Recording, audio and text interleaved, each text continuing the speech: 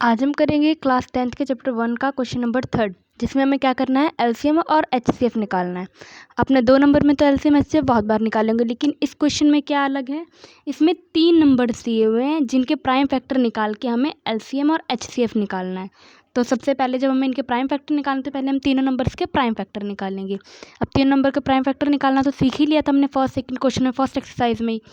तो अब हम प्राइम फैक्टर निकालेंगे, क्योंकि उन्होंने बोला प्राइम फैक्टराइजेशन मेथड से ही सॉल्व करना है। तो हमने ये इनके प्राइम फैक्टर निकाले, 2 6 12, 2 3 6 और 3 1 3।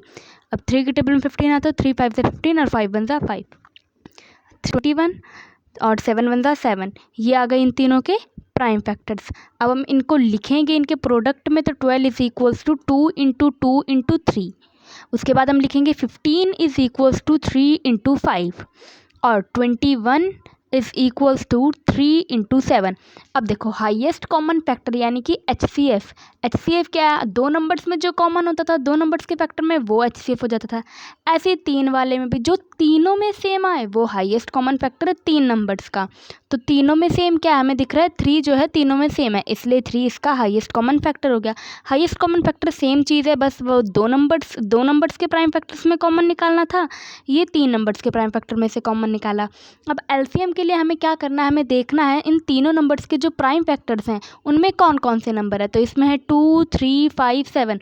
अब हमें देखना है 2 सबसे ज़्यादा बार किस में आया है, सबसे ज़्यादा बार 2 किस में आया है और कितनी बार आया है। तो हमने देखा सबसे ज़्यादा बार 2 आया है 12 में, और कितनी बार आया है, 2 बार, तो हम दोनों बार लिख देंगे 2 इंटू 2। अब हम देखेंगे 3 सबसे ज़्यादा बार किस में है, 3 तीनों में ही एक एक बार आया है, तो हम एक बार 3 लिख देंगे। अब देखेंगे 5 15 में आया है एक ही बार, तो एक बार 5। अब 7 21 में आया है एक ही बार, तो वो भी मल्टीप्लाई हो जाएगा इंटू में 7। अब इन तीनों का मल्टीप्लाई करके जो आएगा वो होगा आंसर, यानी कि एलसीएम। 2 इंटू 4, 2 दूनी 4, 2 तिया 6 और 6 पंजे 30। ऐसे इसको मल्टीप्लाई करेंगे हम, और 60 को 7 से मल्टीप्लाई करने के बाद जो भी आंसर आता है वो हमारा हो जाएगा एलसीएम। आंसर क्या है हमारा, 420। ठीक है, तो 420 यानी कि 420 हमारा एलसीएम है। एचसीएफ हमारा 3 है, तो हमने निकाल दिया प्राइम फैक्टराइजेशन से एलसीएम और एचसीएफ दोनों 3 नंबर्स में।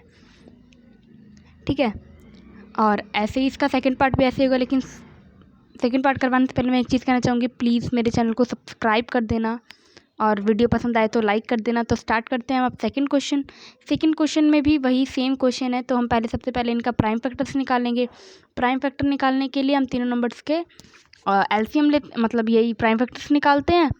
और अब हमने देखा 17 सिर्फ अपने टेबल में आता है, तो 17 1 17। 23 भी सिर्फ अपने टेबल में आता है, 23 1 23। 29 भी सिर्फ अपनी ही टेबल में आता है, तो 29 1 29। अब इनके प्राइम फैक्टर्स क्या है, 17 23 और 29। लेकिन क्या 1 1 1 भी तो होता है, तो इसीलिए इंटू में 1।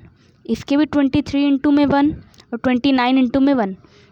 अब आप सोच रहे हैं हम हर क्वेश्चन में 1 क्यों नहीं लगाते, लगा दो, कोई फ़र्क नहीं पड़ेगा। 1 को किसी भी चीज़ से मल्टीप्लाई करोगे कोई फ़र्क नहीं पड़ेगा।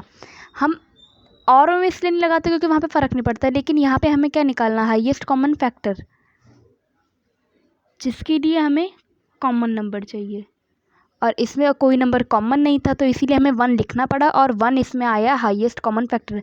जिसमें कुछ भी कॉमन नहीं होता उसमें 1 होता है, यानी कि एचसीएफ 1 होता है। जिसमें कुछ भी कॉमन नहीं होता उसमें हाईएस्ट कॉमन फैक्टर 1 ही होता है।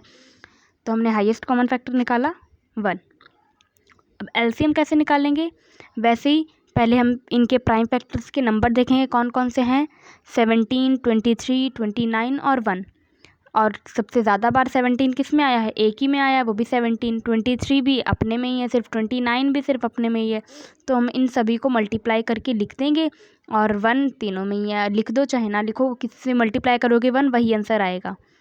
तो अब हमने इन सबको मल्टीप्लाई करा, 17 इंटू 23 और इंटू 29 इंटू 1 आया 1 1 3 3 9।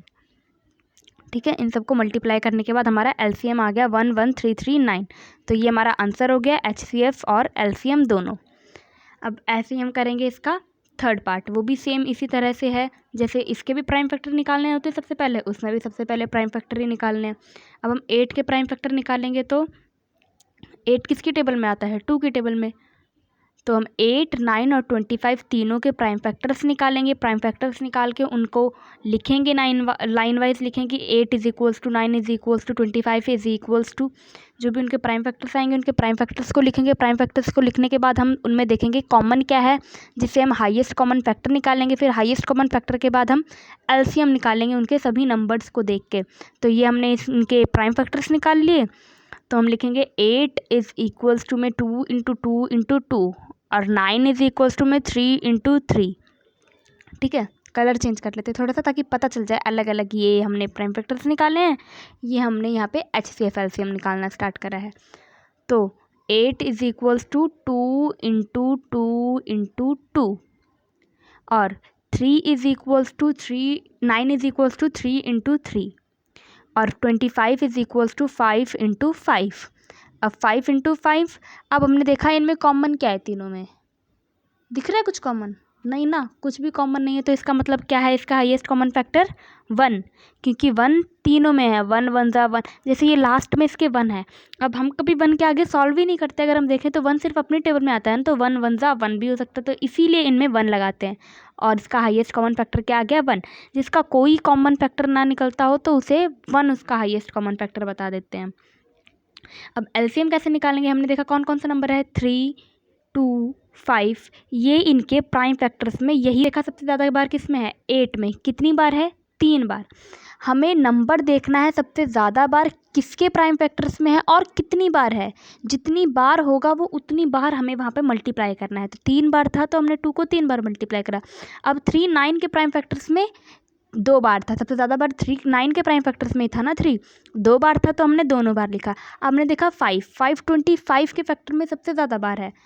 अलग में अगर और किसी नंबर में भी ये होते, 5 किसी और में भी होता है, 3 किसी और का प्राइम फैक्टर भी होता है, लेकिन हम वही नंबर लेंगे जिसमें सबसे ज़्यादा बार आया हो। 25 में 5 सबसे ज़्यादा बार आया है और कितनी बार आया है, 2 बार आया है, तो हमने दोनों बार लिखा। तो अब इन सबको मल्टीप्लाई करके आंसर आया हमारा 1800। ठीक है, यही ध्यान रखना है, हमें सबसे पहले सारे नंबर्स लिखने हैं एलसीएम में। सारे नंबर्स लिखने के बाद कि क्या कौन कौन से प्राइम फैक्टर्स वाले नंबर है, जैसे 2 3 5 था, फिर देखना है सबसे ज़्यादा बार किस में आया और कितनी बार आया है, उनको उतनी बार मल्टीप्लाई करके लिखना है। सबसे मेन बात यही है इस वाले क्वेश्चन में, इस वाली एक्सरसाइज में। ठीक है, और अगर वीडियो पसंद आई हो, मेरा समझाना आपको अच्छा लगा हो, तो प्लीज़ चैनल को सब्सक्राइब कर देना, वीडियो को लाइक कर देना। Thank you.